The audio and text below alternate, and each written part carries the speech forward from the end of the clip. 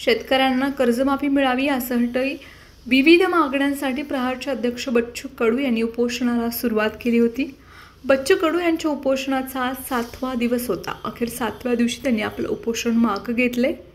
त्यापूर्वी शुक्रवारी अमरावतीचे पालकमंत्री चंद्रशेखर बावनकुळे यांनी बच्चू कडू यांची भेट घेतली। त्यांनी बच्चू कडू यांच्यासमोरच मुख्यमंत्री देवेंद्र फडणवीस यांना फोन केला होता।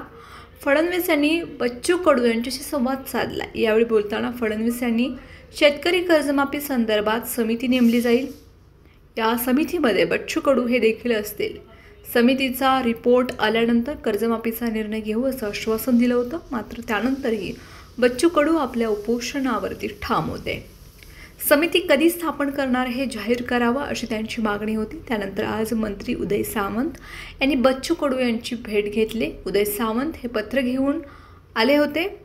कर्जमाफी संदर्भात येत्या 15 दिवसांच्या आत उच्चस्तरीय समिती नेमली जाईल। त्याचा अहवाल आला की कर्जमाफी होईल। बच्चू कडू यांनी केलेल्या मागण्या कशा मान्य केल्या जातील याचं पत्र घेऊन मी आलोय। मी या संदर्भात शुक्रवारी मुख्यमंत्री देवेंद्र फडणवीस आणि उपमुख्यमंत्री एकनाथ शिंदे यांच्याशी चर्चा केली। कर्जमाफीसाठी येत्या 15 दिवसांच्या आत उच्चस्तरीय समिती नेमली जाईल असे यावेळी उदय सामंत यांनी म्हटलंय। दरम्यान यानंतर बच्चू कडू यांनी अखेर 7व्या दिवशी आपलं उपोषण मागे घेतलंय।